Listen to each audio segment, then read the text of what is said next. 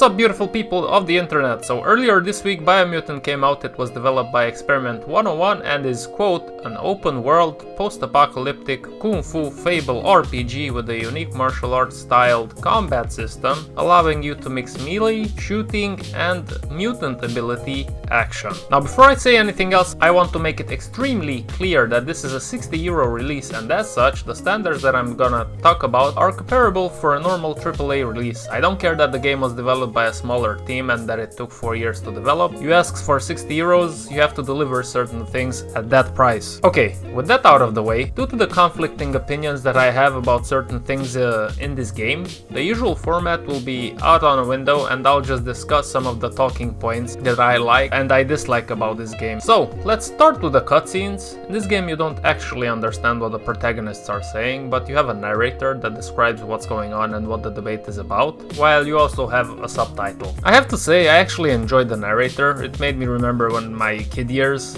when I would watch a cartoon narrator or when somebody would read a story to me. On the other hand, some of the dialogues are repetitive. They're basically copy-pasted from one place to another. This happens a lot in the beginning of the game, when you have to conquer outposts and you have dialogue cutscenes with the local rulers, but also with your allies at the end of each victory. Copy-paste, guys, in a €60 game. And you know what? The dialogue is not the only repetitive bullshit in this game. The outposts themselves are very similar to the point where you already know what to expect when you go into a fight. Remember how 6 years ago, for example, in Mad Max, we had very unique camps that you could conquer, discover and explore? Fuck that noise, boys, just copy-paste, man, it's so much easier. Okay, but back to the cutscenes and the dialogue. I can't help but feel like this is a low-budget game that I'm playing when I look at the cutscenes. And you know what? I didn't pay low-budget money, I paid AAA experience €60, boys and girls, so this is obviously not something to brag about. Also, it does not help that you cannot pause the game while the dialogue is going on, so if your boss calls you and it tells you that maybe you messed up at your job and it's time to straighten out your mistakes, you're gonna have to go ahead and skip that call because you are in the middle of the dialogue in a game that cannot be paused. On a second thought though, maybe you should pick up the phone, as the dialogue that you are currently in, you've already seen it many times before. So, I guess the developers are making you a service by pressing Ctrl+C plus Ctrl+V in the dialogue sections. Up next we're gonna talk about the character creation. So like in any RPG, you are going to be greeted by a pretty well put together character creator where you can personalize your creature physically but also ability wise. I have to say, although I'm not the biggest RPG player out there, I think this is quite a good character builder, quite interesting, and it does a good job at capturing your full attention and developing your little mammal that you will then use to explore the world that is put in front of you. The only problem here is that no matter how much attention to detail you put in, it does not make any difference, as you will quickly realize playing the game that no matter what attributes you chose, the game will pretty much play out the same way with absolutely no difference whatsoever. The next point that I want to talk about a little bit is that this game is really not meant to anybody that's over 12 years old. Now I admit I didn't look at too many interviews about the game, as I always choose to go into a game with as little details as I can, but I do not remember anybody saying to me that this is a game for kids. Now, this is not a bad thing at all. I truly think that for kids this could be a great experience. It's good looking, average with the gameplay, but that doesn't really matter to them, and it does a pretty decent job at showing the younger audience how pollution can be a bad thing and how your actions have consequences that you have to take responsibility for. In that sense, I think people should keep an eye on this one when the prices will be lower. Because at €60, this is just a bad joke of a game, and I really don't want to be mean, but it's hard for me to swallow AAA prices when you have a mediocre game that uses copy-paste more often than a hooker chews a gum after she got rid of a client.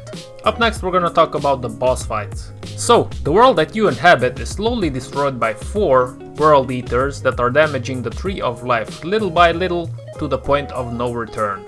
In order to stop them, you will usually go on fetch quests in order to get ready for each individual battle with the bosses. You will collect a big variety of components in order to get ready for each battle, because you fight every boss under different circumstances. And I have to give props to the developer here. I like and appreciate the fact that the developers try different things with each boss. The problem is that the combat with them is pretty basic, and at times, like when, for example, I think it's the second boss fight, When you ride a boat, the controls can be a bit unresponsive and quite frustrating, as it gives you a feeling that it's more about luck than skill. Up next, we're gonna talk about the key bindings a little bit. The game has an extremely annoying bug. So, I usually switch my weapon reload bind from R to E, and then I like to interact with R. So initially, there were no problems, everything worked according to the plan, but as soon as I started using vehicles, the mech suit for example, for some reason, when I wanted to reload, my character would just dismount the robot instead of reloading.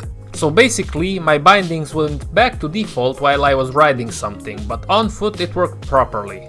How do you manage to not deliver even the basic things like this, yet you expect people to pay AAA prices? Do these developers even test the games when they release it? I'm 100% sure that I'm not the only one that noticed this problem with the game. And it's not that this is such a big of a deal, but the devil is always in the details, guys. Pair this up with the copy-paste activity and you will have a good image as to what to expect here. Also, why are you forcing me to watch the end credits when the game is over? Why don't you offer me the option of skipping that instead of wasting my time? I don't mean to be disrespectful here, but do you really expect me to read all those names? Nobody cares about the credit scenes except the people that have their names in it. So don't waste my time and let me skip that portion. It's not like this is some masterpiece of a game and I have to pay homage at the end to these wonderful developers that like to copy paste more often than my dog likes to eat chicken. And last on the shit list is going to be the price. Guys, in no way, shape or form you should pay 60 euros for this game. I think that the package offered here is worth maximum half of that. So when the game will be 30 bucks, then yeah, it might be worth it if you have the fortune and pleasure of having a kid, because the 60 euro price tag is just an expensive joke. And at the end of the day, the fool is not the one that asks, it's the one that pays.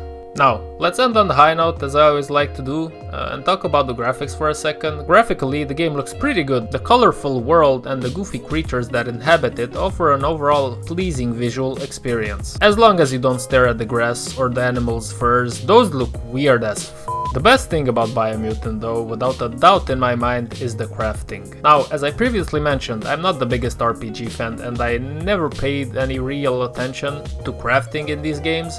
But I have to say, the crafting in Biomutant is very interesting and enjoyable. The customization options are vast and you have a lot of fun and waste a lot of time there in a good way, so that's quite enjoyable and it's a category where Biomutant is definitely above average. So that's gonna be it with Biomutant today. I really don't enjoy making videos such as this because in general I always like to look at the bright side of the things, but when developers try to squeeze money out of me with subpar products, I just can't control myself and go into beast mode, because at the end of the day I work hard for my money and in general I don't like to waste resources. Okay guys, enough about that. As always, feedback is appreciated, engagement is encouraged, and if you want to see more in the future from me, then please consider subscribing to my channel and leave me a like or a dislike depending on how you feel about the subject at hand. Until next time, stay safe, stay clean and stay strong.